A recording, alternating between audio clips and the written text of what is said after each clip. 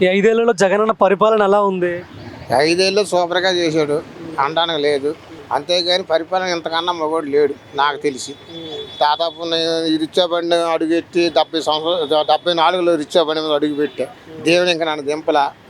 నా కాడ 70 దాటిపోయింది వయసు. సరే ఈ రోజున చూస్తే ఎవరైనా వాళ్ళు వీళ్ళు బుద్ధులు ఆడుకునే కాడకు మూమెంట్ వచ్చినా కాడ ఇతను పరిపాలనే బాగుంది. చంద్రబాబు నాయుడు గారి కంటే జగనన్న ప్రభుత్వంలో మంచి జరిగింది, చాలా మంది. చాలా మంచి జరిగింది. జగనన్న ప్రభుత్వం మంచి పనులే జరిగింది. చీరాల ఎమ్మెల్యే అభ్యర్థి వైఎస్ఆర్ కాంగ్రెస్ నుంచి కరణం శ్రీనివాస్ ఇప్పుడు పోటీ చేస్తున్నారు. ఆయన నెగ్గే అవకాశం ఉందా? గెలిచే అవకాశం అయిందే. ఇప్పుడు వీళ్ళు ఎన్ని గుద్దులు ఆడుకున్నా గెలిచేది ఆయనే. అంటే ఇక్కడ వైఎస్ఆర్ కాంగ్రెస్ పార్టీ సీనియర్ నాయకులు కూడా ఉన్నారు అదే పార్టీలో. ఆయన సపోర్ట్ లేకపోతే గెలవరు అని చెప్తున్నారు, నిజమేనా అది? ప్రతి ఒక్కరు మాట అంటారు. నాలా నేవర్లో మార్పు రావాలి. కానీ ఎంతమంది వచ్చి మాత్రం ఏం సుఖం అండి. నాలా నేవరు పట్టించుకోవాలి. ఏది చేయాలి? ఇప్పుడు నాకు ఉన్నా చెప్పి ఇందాక అంటున్నా, నేను రుచే దొక్కుంటా బతుకుతున్నా. నా ఇంట్లో ఇప్పుడు 10 ఓట్లు ఉన్నాయి. మొన్న మెసేజ్ వచ్చింది 10 ఓట్లు అవి ఓసీపీకి వేస్తాను అన్న. ఏం చేస్తా? నాకు నా ఇష్టంలో ఉంటుంది అన్న. అవునా కదా? ఇప్పుడు టీడీపీ అభ్యర్థి కొండయ్య గారు ఉన్నారు. కానీ ఆ కొండయ్య గారి సంగతి తెలుసు, టీడీపీ చంద్రబాబు నాయుడు సంగతి తెలిసి జనానికి. అయితే టీడీపీ వస్తేనే ఇక్కడ అభివృద్ధి జరుగుతుంది. ఇక్కడ వైఎస్ఆర్ కాంగ్రెస్ పార్టీలో 2 సిమెంట్ రోడ్లు తప్ప ఇక్కడ ఏమీ జరగలేదని ఆయన అన్నారు. 2 సిమెంట్ రోడ్లు పడలేదంటే వర్షాలు ఈయన ఎక్కినాక చంద్రబాబు నుండి 15 సంవత్సరాల్లో ఎక్కడ సరైన వర్షం పడిందా? వీడు ఎక్కినాక వర్షాలు పడ్డాయి, రోడ్లు పోయినాయి. దానికి ఏం చేపిస్తున్నాడు కానీ నిదానంగా అన్నీ ఒక్కోటి చేస్తారు. కానీ ఒక్కో చోటు చేయమని చేస్తారేంది? నెత్తిమీ పెట్టుకుంటామా? అది ఒక్కోసం వచ్చినప్పుడు కొద్ది జరుగుతుంటుంది. పరిపాలన మటుకు జగన్మోహన్ రెడ్డి గారికి నెంబర్ 1 నేను చెప్పి వస్తున్నాను. కరణం శ్రీనివాస్ కానీ కరణం బలరాం కానీ వాళ్ళు నియంత పరిపాలన చేస్తున్నారు, అందరినీ భయపెడుతున్నారని ఆ టీడీపీ వర్గాలు ఉంటున్నాయి. అన్నం బలరాం గారు వాళ్ళు అట్లా భయపెడుతున్నారు. ఈ రోజున భయపడిన వాళ్ళు ఎవరు ఉన్నారండి? ఆ ఎన్నింటి పుకారు మాటలు. కానీ ఈ ఆటోలు వచ్చి పక్కన మనుషులు 2 ఆడపిల్లలు వెళ్తుంటే వాళ్ళు గుద్దుకుంటూ వెళ్ళిపోయింది. అది తప్పు కదా? అలాంటి అరికట్టడానికి కదా ప్రభుత్వం ఉండేది. ఇప్పుడు అంతా ప్రతి ఒక్కరు ఆటోలు తెచ్చుకొని దేశం అంతా నాశనం అయిపోయింది ఆటోల వల్ల.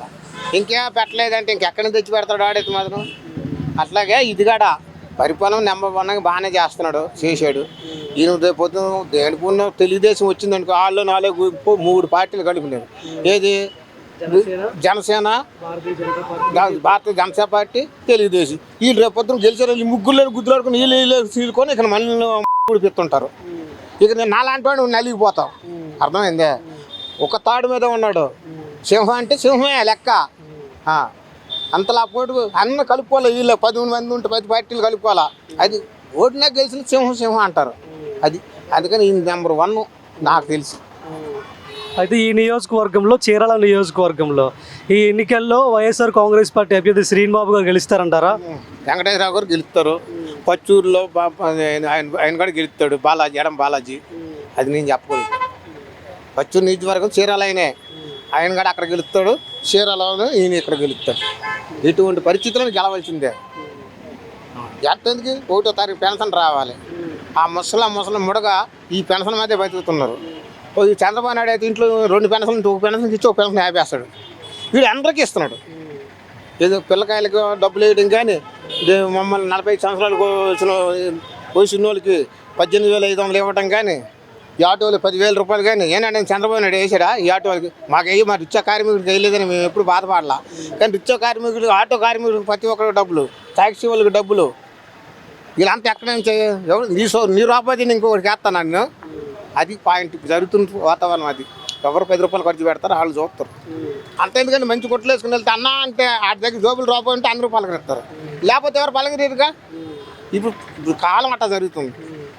ఈ ఎన్నికల్లో ఎవరు గెలిస్తే బాగుంటుంది? చంద్రన్న, జగనన్న? జగనన్న గెలిస్తేనే మళ్ళీ పరిష్కారం జరుగుతుంది.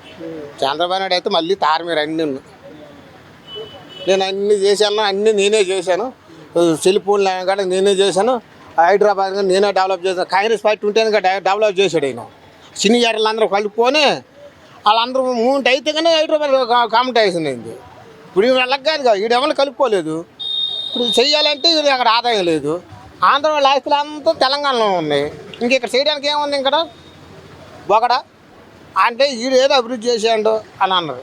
మొన్న అదే రశ్మాపిడి వైజాగ్లో నువ్వు లక్షల కోట్లు ఈ జగనే చేయించాడు. నాటికి ఏమొచ్చింది, చంద్రబాబు నాయుడు వదిని వీళ్ళు యాన్లోకి వెళ్ళింది. ఇప్పుడు నోరు ఎత్తట్లా టీవీలో. మరి ఎలాంటివే రాజకీయ మనం చచ్చిపోవడానికి, వాళ్ళు మనల్ని చంపడానికి ఆ మందులు తీసుకొచ్చి ఇట్లా చేస్తున్నారు. ప్రభుత్వ పరిపాలన ఎలా ఉంది? జగన్ పరిపాలన బాగుంది. ఆడవాళ్ళకి ఆసరా చేశాడు, అది బాగా జరుగుతుంది. ఇక్కడ 50 సంవత్సరాలు చాలు నేతగాళ్ళకి అందరికీ పిచ్చి డబ్బులు ఇస్తున్నాడు. ఇదివరకు 60 సంవత్సరాలు ఇచ్చేవాళ్ళు, ఇప్పుడు 50 సంవత్సరాలు ఇస్తున్నాను. నేను 3వ సంవత్సరం తీసుకోవడం, ఇది 4వ సంవత్సరం వచ్చింది. నిన్న బాగానే జరిగింది పరిపాలన. ఇది ప్రతి నెల 3వ తారీఖు పేమెంట్ ఇస్తున్నారు. ఇప్పుడు ఎలక్షన్ కూడా ఉందని చెప్పి వాళ్ళు 3 రోజులు గ్యాప్ ఇచ్చారు అంతే. ప్రభుత్వం మాత్రం డెఫినెట్లీ ఆయన వల్ల తప్పు లేదు, ప్రజల్లో మార్పు ఉంది. వచ్చే ఎన్నికల్లో జగన్ అన్న గెలుస్తారా? గెలుస్తాడు, దానికి షో. ఎన్ని సీట్లు వస్తాయి అనుకుంటున్నారు? సీట్లు అంటే చెప్పలేము, ఎందుకంటే ఒక్కొక్క ఏరియాలో కాంపిటీషన్ ఉంటుంది కదా, అది మనకు చెప్పేది కాదు. అక్కడ అవతల నిలబడ్డాడు ఎట్లా ఉంటాడో తెలియదు, యువతలు నిలబడ్డ ఎట్లా ఉంటాడు. ఇక మా వాడికి చెప్తున్నా కదా నేను, మన ఏమి ఇచ్చేలా 151 వచ్చాయి కదా, ఈసారి ఎన్ని రావచ్చు? 145 అని వస్తావు పద్ధతి.